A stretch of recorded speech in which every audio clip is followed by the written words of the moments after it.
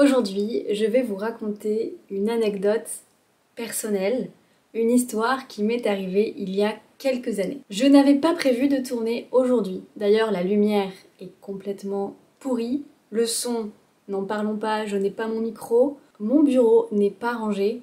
Mais écoutez, j'avais envie de vous parler, de vous raconter une histoire aujourd'hui. J'espère que vous ne m'en voudrez pas si la vidéo n'est pas aussi professionnelle que d'habitude. L'histoire que je vais vous raconter, elle est disponible dans mon e-book, le guide sur Paris, Paris par Nelly, qui sort aujourd'hui. Donc si tu prévois de visiter Paris ou que tu as envie d'avoir des bonnes adresses, mes conseils, les choses à tester absolument, des activités gratuites, tu peux télécharger ce livre numérique immédiatement. Je te mets le lien dans la barre d'informations. Je te raconte vraiment Paris à travers mon histoire, mes expériences, mon vécu, parce que ça fait maintenant 6 ans que j'habite dans cette ville, même si je suis originaire du sud de la France. Voilà, Paris c'est ma ville de cœur. J'ai déménagé quand j'avais 21 ans à Paris pour faire mes études. Voilà. Et l'histoire que je vais te raconter, elle se passe le 15 avril 2019. Alors, qu'est-ce qu'il s'est passé à Paris le 15 avril 2019? Si je te dis incendie, Notre-Dame de Paris, tu as compris, je vais te raconter le jour où j'ai assisté à l'incendie de la cathédrale Notre-Dame de Paris. Donc l'histoire se passe le 15 avril 2019. À l'époque, j'habitais dans le 14e arrondissement de Paris. Tu sais que Paris est divisé en 20 arrondissements différents qui portent tous un numéro de 1 à 20. J'habitais dans le 14e, dans un petit studio, donc vraiment une seule pièce, un tout petit appartement avec un lit, un bureau, une cuisine, une salle de bain, c'est tout. Et une fenêtre, j'avais de la chance. À l'époque, j'étais étudiante à l'université Paris-Descartes. J'étudiais pour devenir professeure de français en master. L'université, elle est située à Saint-Germain-des-Prés, un quartier magnifique du 6e arrondissement. Donc comme tous les matins, je me réveille, je prends ma douche, mon petit déjeuner, je me fais couler un café. Je me prépare, je m'habille et je descends les 4 étages de mon immeuble pour prendre le métro et rejoindre l'université. Je commençais les cours à 9 h le matin et je terminais vers 17 h.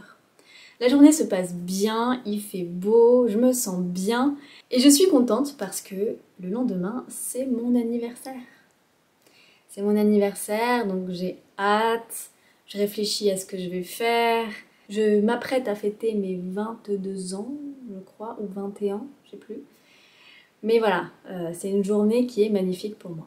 Je retrouve mes camarades, je fais ma journée de cours et à 17 h, je sors de l'université et je rejoins mon appartement. Je réfléchis à ce que je vais faire à manger pendant que je prends le métro avec mes écouteurs. Je réfléchis à la soirée qui arrive.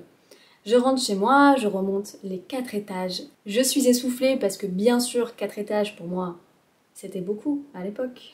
Je m'affale sur mon canapé et j'ai une petite télé qui ne fonctionne pas toujours d'ailleurs. J'allume cette petite télé et je tombe par hasard sur une chaîne d'information en continu.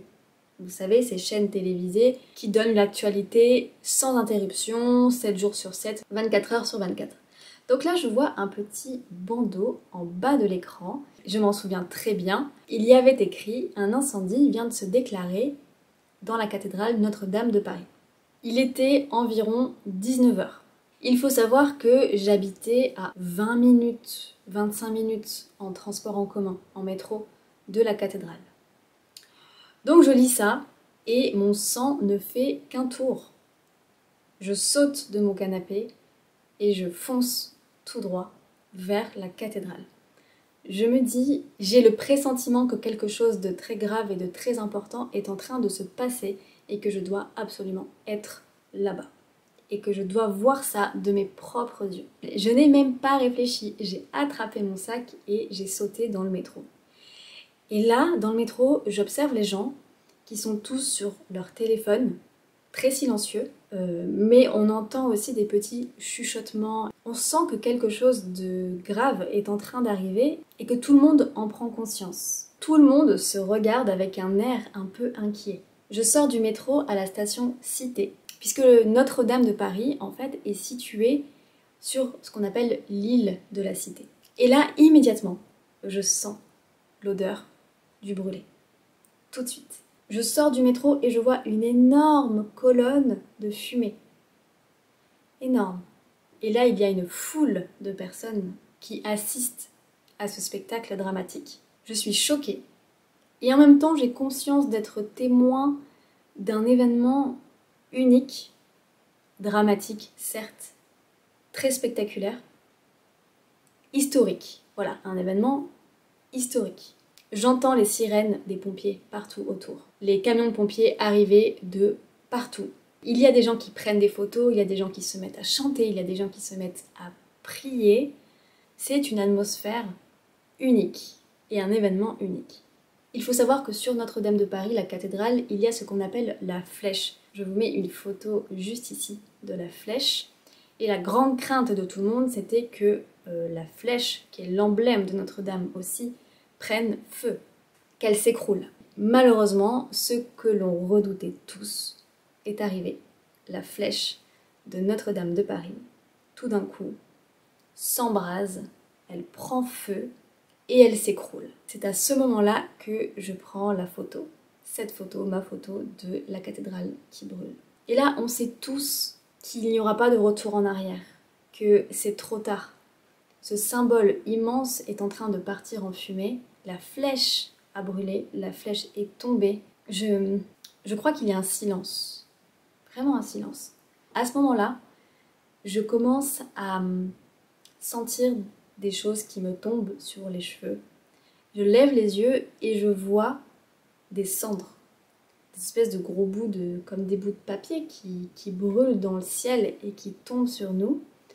Les gens commencent à paniquer un petit peu et à courir. J'avais peur que mes cheveux prennent feu, donc j'ai pas le choix, je décide de marcher dans la direction opposée en fait, de la fumée, parce que le vent avait ramené la fumée sur nous. Et voilà, je vais me réfugier là où je peux, dans un magasin, et ensuite je décide de reprendre le métro et de suivre l'événement d'un peu plus loin de chez moi. J'apprendrai plus tard que ce jour-là, ils étaient plus de 400 pompiers à lutter contre les flammes. C'était une vraie bataille pour conserver ce patrimoine, cette partie de notre histoire. C'est le cœur de Paris, Notre-Dame de Paris. Ils ont fait tout ce qu'ils ont pu pour la sauver. Ils ont risqué leur vie aussi. Quand je me réveille le lendemain matin, c'est mon anniversaire. Je fête mes 22 ans. Le monde entier parle de Notre-Dame de Paris. Et j'apprends qu'ils ont réussi à éteindre l'incendie. Et là, je me dis que c'est un beau cadeau. C'est un beau cadeau quand j'apprends que Notre-Dame est sauvée, au moins en partie. Voilà, c'est l'histoire du jour où j'ai assisté à l'incendie de Notre-Dame de Paris. Dites-moi si vous aimeriez que je raconte d'autres histoires, d'autres anecdotes qui me sont arrivées.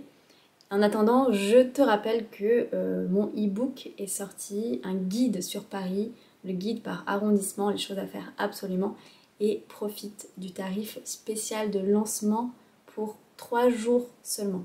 Je te mets toutes les informations ici. Je te souhaite une merveilleuse journée. J'espère que tu as apprécié la vidéo. Fais-le moi savoir dans les commentaires si c'est le cas. Et je vous dis à bientôt dans une prochaine vidéo. Prenez bien soin de vous. Salut!